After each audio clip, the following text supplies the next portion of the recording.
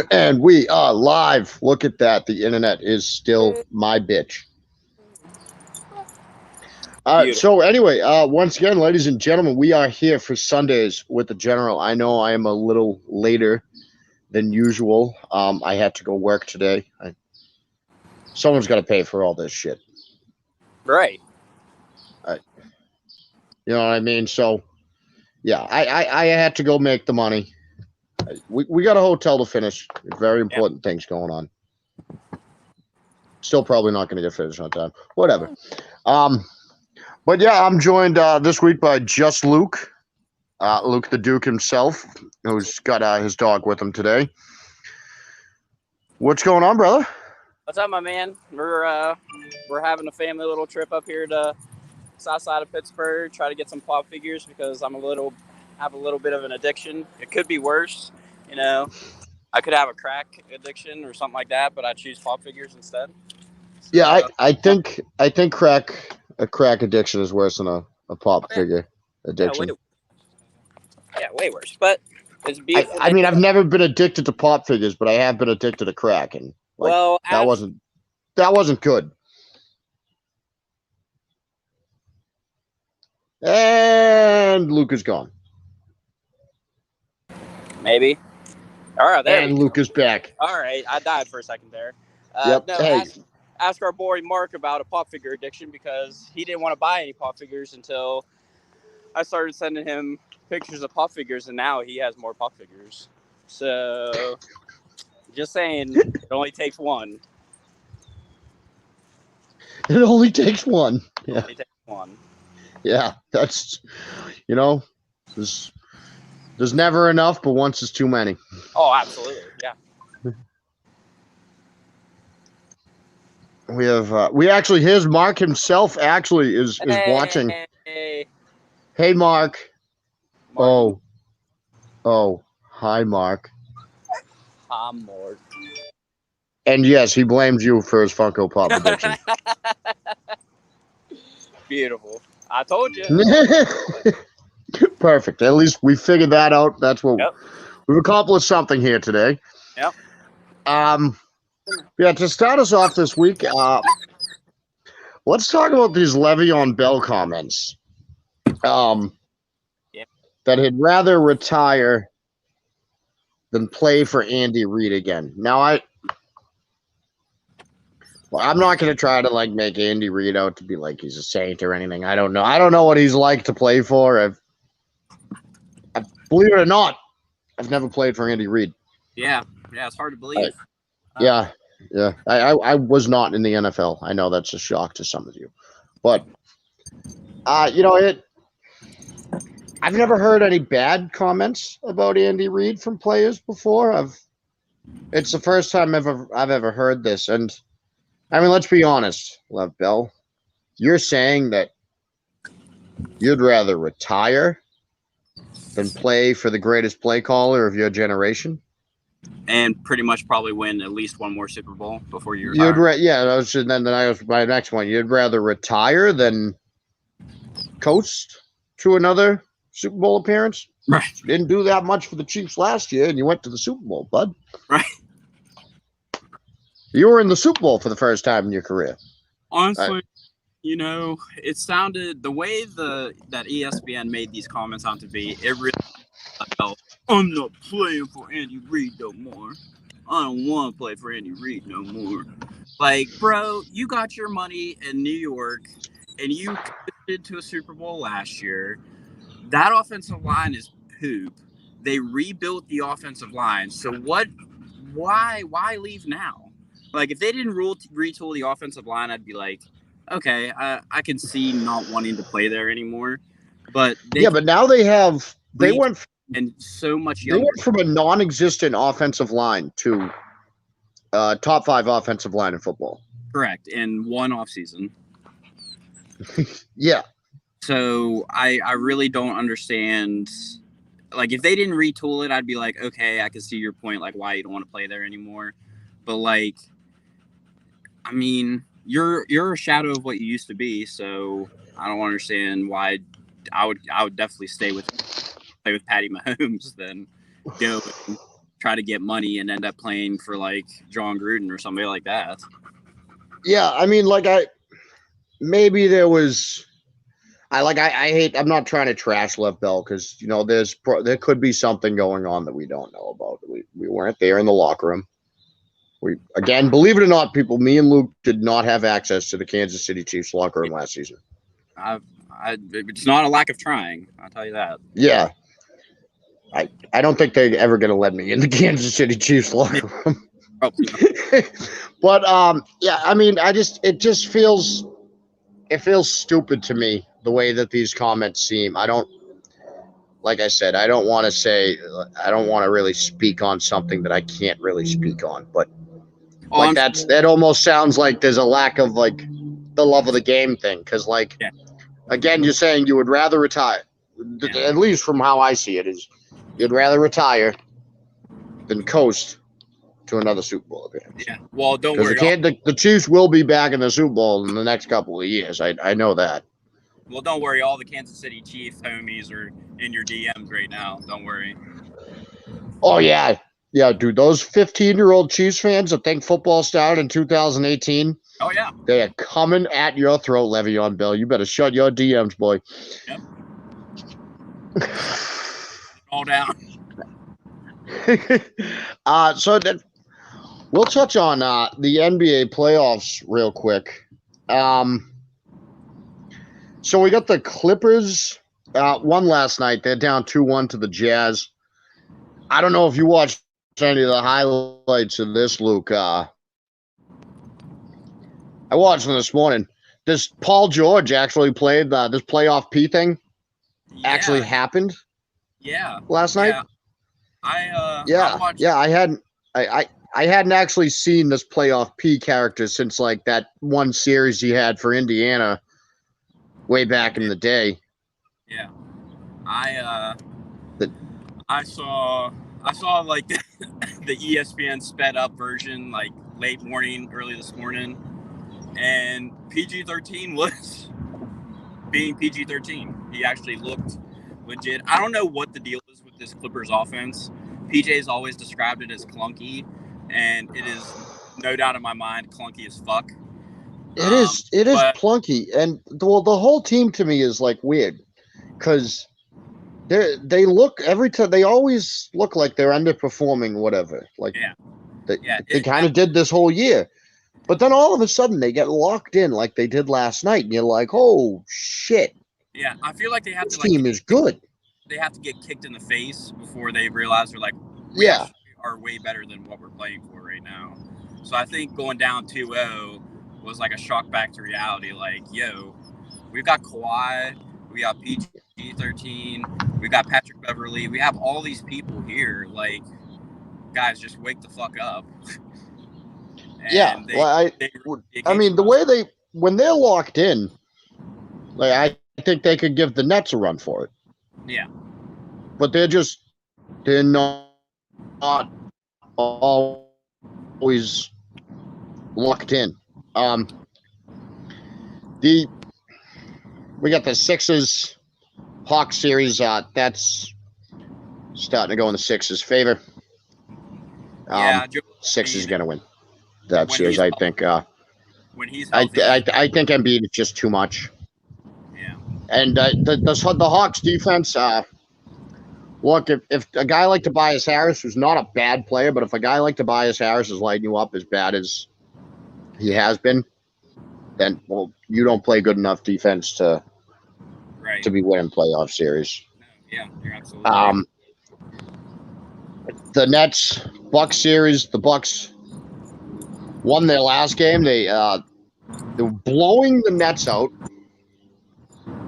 And then they let the Nets crawl back into it. They won 86-83. I can't believe they held the Brooklyn Nets to 83 points. That was absolutely fucking mind-blowing to me when I looked at that.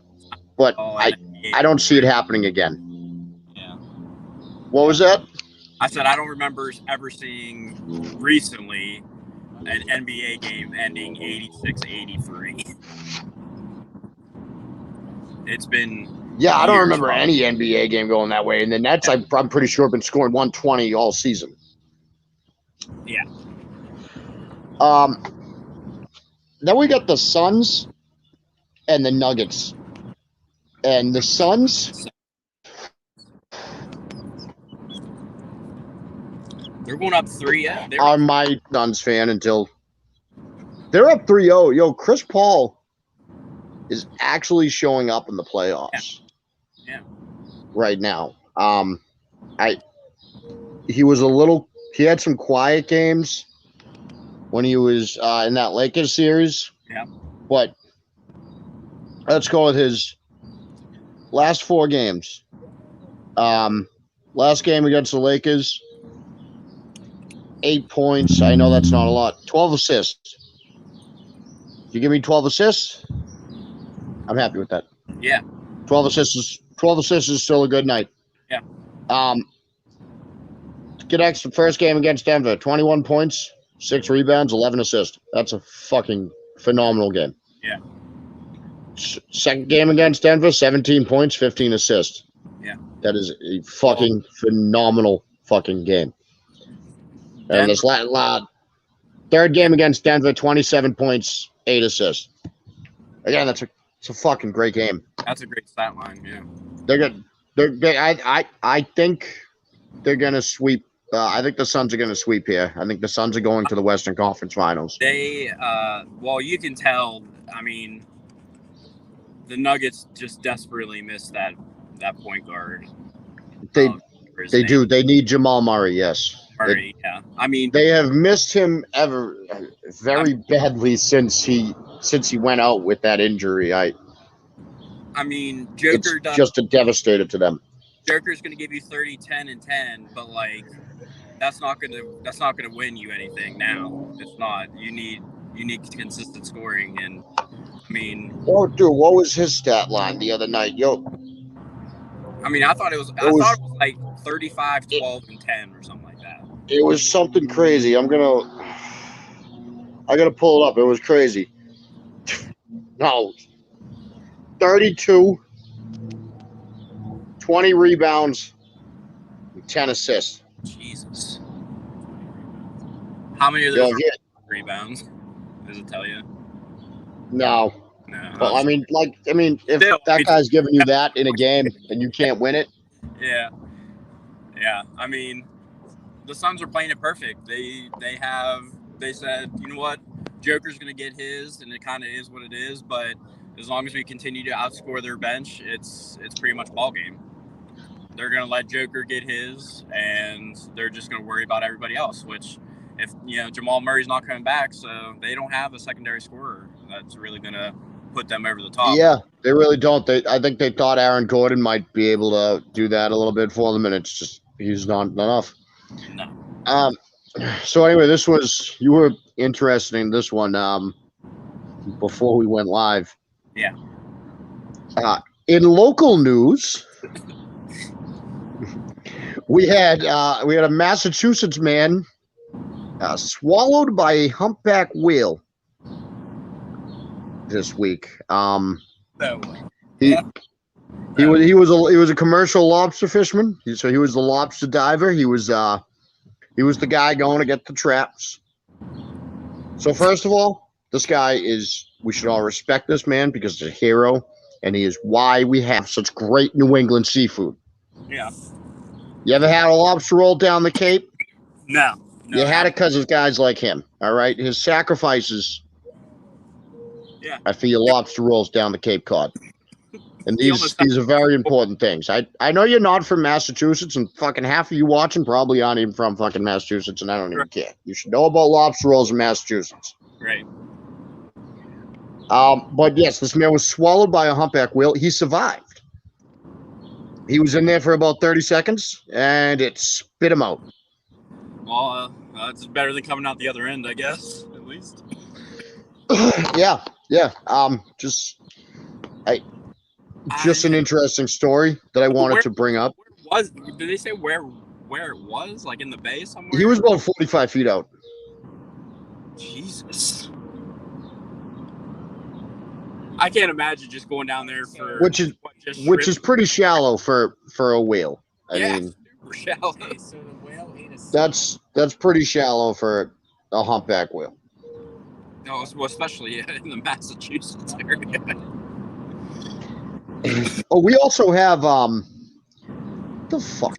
That's some crazy jelly. The poisons lion's mane jellyfish in Massachusetts right now, You have jellyfish. which in is yes, and it's the largest sea creature in the world and the deadliest, one of the deadliest in the world. Its tentacles can grow up to 120 feet. Holy fuck! Yeah. Is that a crack? Huh? Is that the Kraken? No. These. This You got some we just got. mythical creatures up there. Next year you have a narwhal. Yeah, dude, you guys see this. This is the thing that you guys don't understand about Massachusetts, man. It's a much crazier place than you think it is. It's all that clean water up there, and they're just like, you know what? We'll swim up to Massachusetts. Like, see, so like that's where the beaches are. Like, that's obviously, that's the relaxed part. Yeah. Massachusetts. Yeah. Like, that's where the guys in the city go on vacation. I was gonna say, is that where the Wedding Crashers was held? Crab cake football. That's what Maryland does. Oh, but yes, good. Michael Packard was the guy's name. He is still alive. He wants to go back out fishing. He suffered a dislocated knee and a broken leg.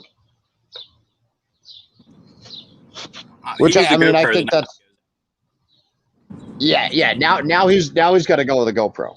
Like yeah. Oh, I gotta pull this while we're here. A few people will wait 1 second. I didn't look. I forgot to look at it before while I was getting everything ready. He knows who he wants to play him in a movie. They're gonna make a movie out of it. It's gotta be like a Netflix series, right? I mean, it's gonna show up at some point. Yeah, I guess you're right. But he said they asked him, NBC Boston asked him who the man swallowed up by a whale wants to play him. It's gotta be or Bill Burnham. Oh, I can't fucking look. I have to watch the video. Never mind. I don't have this information for you right now, folks. I'm sorry for that false alarm. We blame Davis. Yes, that was Davis's fault, 100%. Davis was supposed to have all the information on the man swallowed by the whale. Yeah. All right, now the movie of the week, as we talked about last week, Domestic Disturbance. Yes. With John Travolta and Vince Vaughn, and for like 15 minutes, Steve Buscemi. Yeah. This dude, I like I said, I remember watching this movie as a kid, and like I remember that I liked it, but I didn't really remember it. Right. That was a pretty good movie. I'm not much of a movie person. I mean, I watch what I watch. I don't really deviate from my path. But, well, here's the beautiful city. There you go. Oh, yes. Anyway, look at that view. Beautiful. Anyway, so I saw it on Netflix, and I was like, honestly, a movie with Vince Vaughn and John Travolta and Steve Buscemi can't be bad. So I was like, screw it. I was like, I'll watch it for a little bit. It was amazing. First of all, I've never seen Vince Vaughn play. I've always seen Vince Vaughn in comedies. I've never really seen him as a bad guy. So it was a great switch up. Dude, you're so lucky you didn't see the Psycho remake. Yeah, no, I haven't. It was perfect Boy Who Cried Wolf kind of movie, and I can't say enough about it. Honestly, it was an awesome movie. Yeah, so I was a little skeptical going into it at first because the runtime is only like an hour and 20 minutes, something like that. Yeah. And so like I always like feel like that's not enough time to like I've said this before to properly dwell out characters and villains and plots and shit like that. This movie Tell the story. it did a Build the pretty good atmosphere. job with its runtime. It Yeah. yeah. But this movie did a really good job with that. I thought it went right into everything. It established who everyone was. It wrapped it off all right. I mean, there's a few Yeah. things I think like they could have done more. So basically, everyone, the plot is that John Travolta is he's just like the chill, cool guy, builds boats, and likes to teach his kid how to paint because he's just a chill guy with long hair, but he's divorced from his wife, which is said because of a drinking problem, which shit happens. Yep. And now the wife and his kid are moving in with and remarried to Vince Vaughn's character, Jack. So it's doing the quotation marks there. Which we find out when Steve Buscemi pops up at the wedding calling him, was it Rick? Yeah. That he's calling him? Yeah. Oh, no, his name is supposed to be Rick. He's going by Rick. Yeah. And but Steve Buscemi shows up calling him Jack. I'm an idiot. Sorry for giving that to everyone backwards at first. The kid doesn't. John Travolta's a little weird out there with this, whatever. The kid doesn't like him. The baseball scene was. Yeah. That was actually a pretty good scene. Throwing the baseball back and forth at each other, and that's like the kind of the first time you see, like, you see the character actually change. Yeah, you see him like go. You see like this darker side to the guy, whatever. The kid doesn't want to stay there, and so he's trying to run away and go to his father's, John Travolta's house. And then, so he gets into the back of Rick's car because he's going to apparently meet Steve. Well, he's got to go do something. I forget the lie he tells the wife. But he's going to meet Steve Buscemi's character to apparently give him some money he owes him. And then, so the kid Danny hops in the back of the car. And then he just sees him. He murders Steve Buscemi. Yeah. Yeah, he's a bastard. Yeah, I don't like it when you kill Steve Buscemi characters. Yeah. Preface this also with the kid is a compulsive liar, too. Yes. And again, the kid is a compulsive liar. And so the kid goes back. Yeah, he lies to everyone. The kid goes back and he tells the father that he saw a guy murder him. Man, there's no evidence. The cops don't believe him because they've dealt with the kid before and his lies. And he lets him go. And even John Travolta almost doesn't believe him at first. And then the kid is like, oh, even you don't believe me? Yeah. And that's when he starts thinking about it. And like then right away we see the change in Travolta as well the next time he sees Vince Vaughn. Yeah. And he's like, I don't know anything about you, and my kid's living under your roof. Yeah.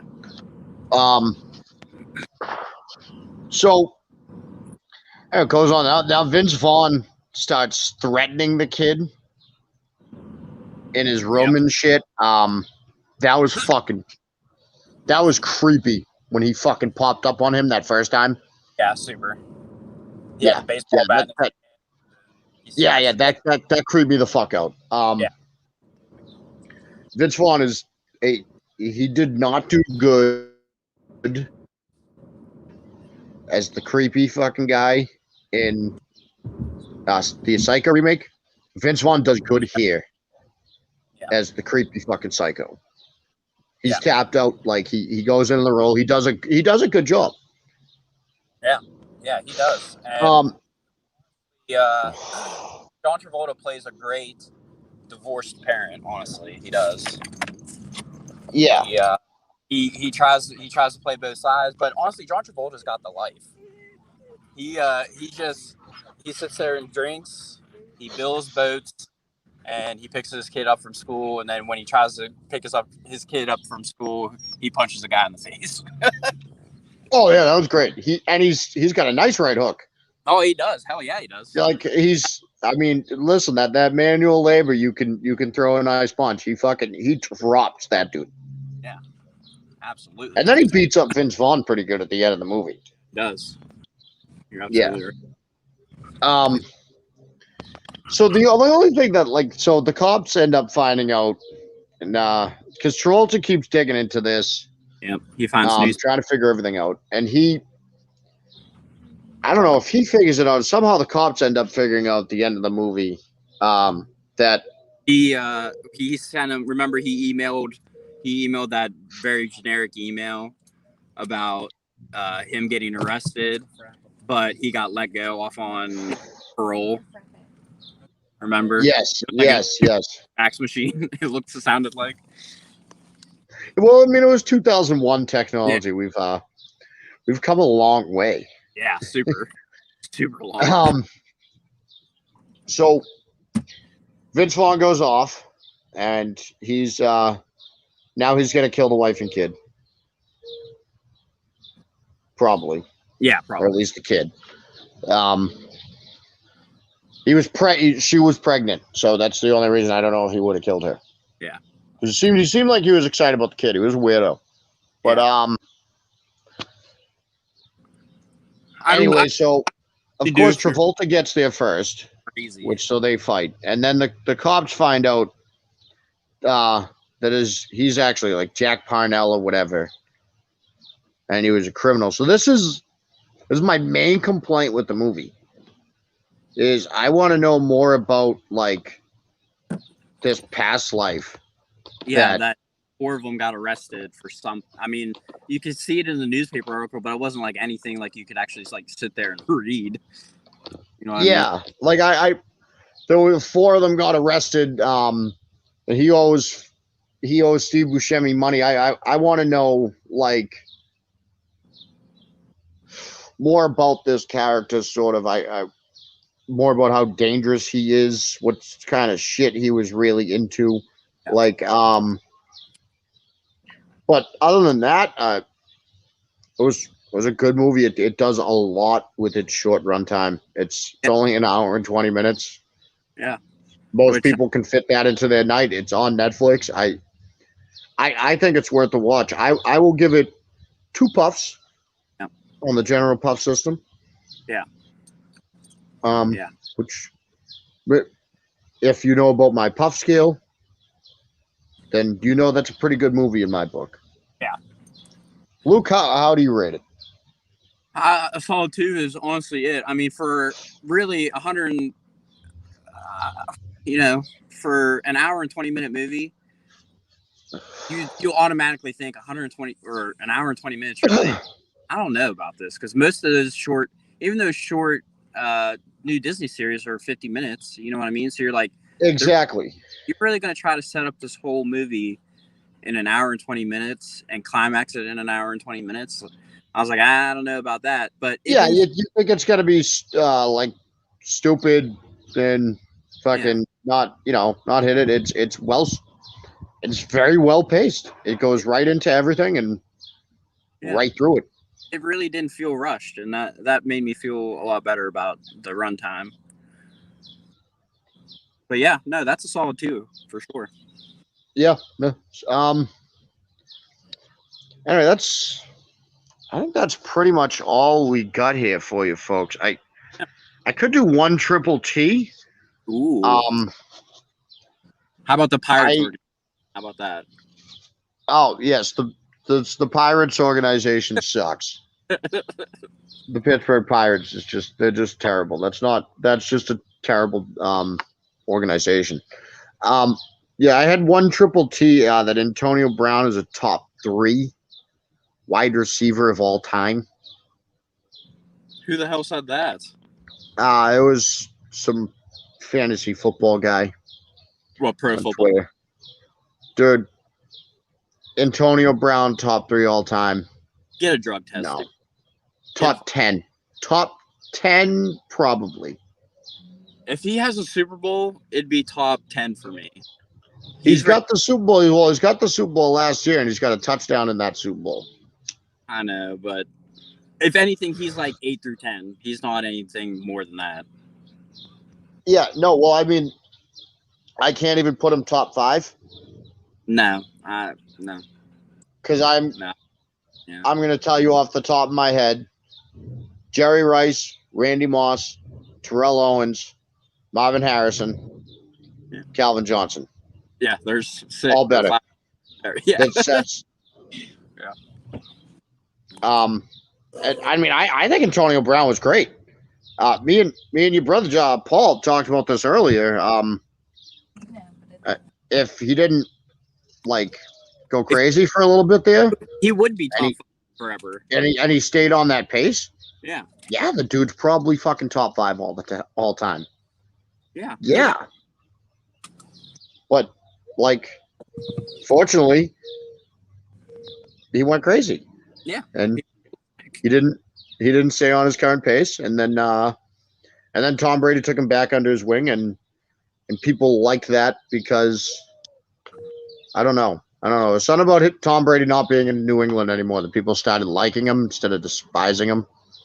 Yeah. His Twitter Weird thing that happened. Yeah, no, well, his Twitter game did get fucking awesome. But yeah, anyways, that is all we got for you today, folks. This has been another episode of Sundays with the General.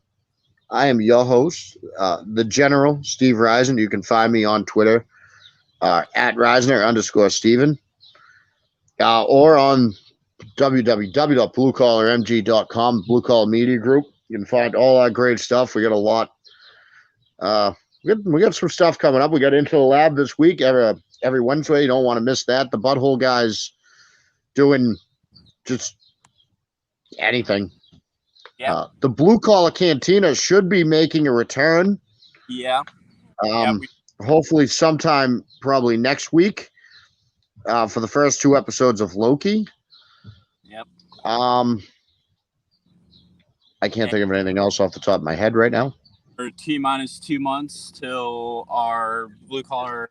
Yes, and T-2 months to the Blue Collar Media Group Expo at Taquitos Express. Beautiful, Beautiful Brownsville. whatever part of Brownsville, Texas, is it? That Yep. Ernest always calls it.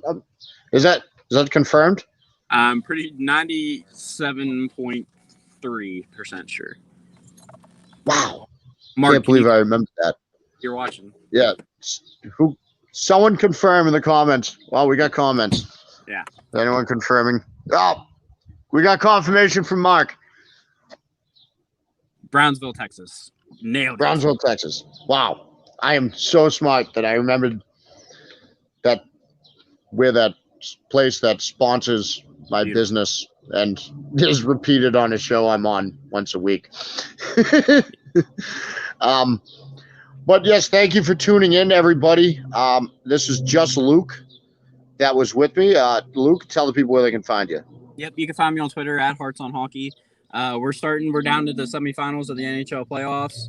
It looks like it's going to be a great series between Tampa Bay and New York Islanders, and a great series between the Vegas Golden Knights and the Montreal Canadiens. So stay tuned. I'll be live tweeting as much as I can from these playoffs, and we will definitely be making a Blue Collar Cantina episode about the first 2 episodes of Loki. So be sure to stay tuned for that. And always want to thank you, Steve, for giving me the opportunity to come on here on Sundays.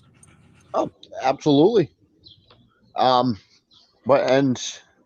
that has been all we got. Once again, folks, thank you for tuning in.